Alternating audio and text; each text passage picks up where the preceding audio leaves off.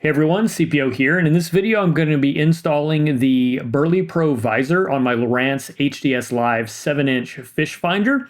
This should help with glare and also keep the temperature down on the unit itself. So to remove the cover off the Lowrance, you grab the sides and then push down in the middle, and it kind of flexes up a little bit, and then it will allow the clips to release, and it should lift straight up. Unfortunately, once we get the visor on, we're going to have to do a different method, and I'll show you that at the end. So there's these little slots on the corners to get the bezel off, which we're going to have to remove to install the visor. Just put a screwdriver or something in there to gently sort of pry up the corner, and then once you get a little space there, you can use your fingers to go in and remove the bezel. The bezel is actually covering up the holes that we need to install the visor to. And when you remove the bezel, it's sort of an outward pull, except for the corners lift sort of straight up, so you'll get the hang of it. But also, I just want to show you that you can do this just with your fingers if you don't want to use a screwdriver. I usually just grab a corner and I can get in there, and if I can just get a little bit with my finger lifted, then it allows me to pull the entire thing off. Now that we've got the bezel off, you can see there are holes, one in each corner. And we're going to use those 4 holes to mount the BerleyPro Visor. Once you get the packaging off of the visor, you will find hidden deep in the depths of this piece of cardboard are some hardware. You'll have screws, washers, and some self-locking nuts.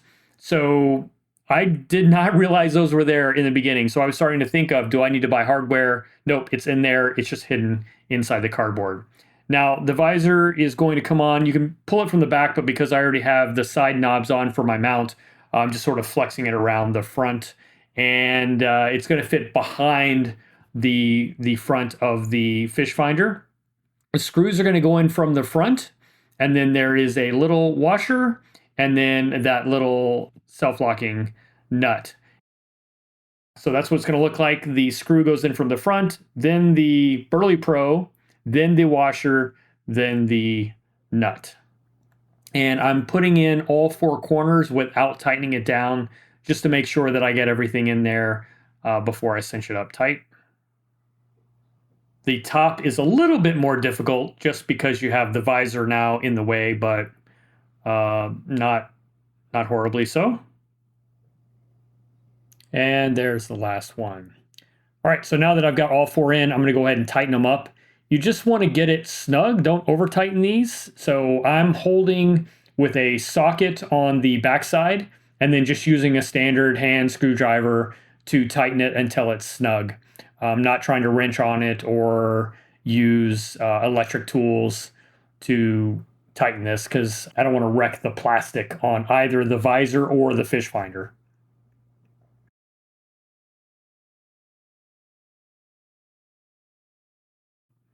All right, now that I've got the visor on, I can put the bezel back on. It's just going to clip into place.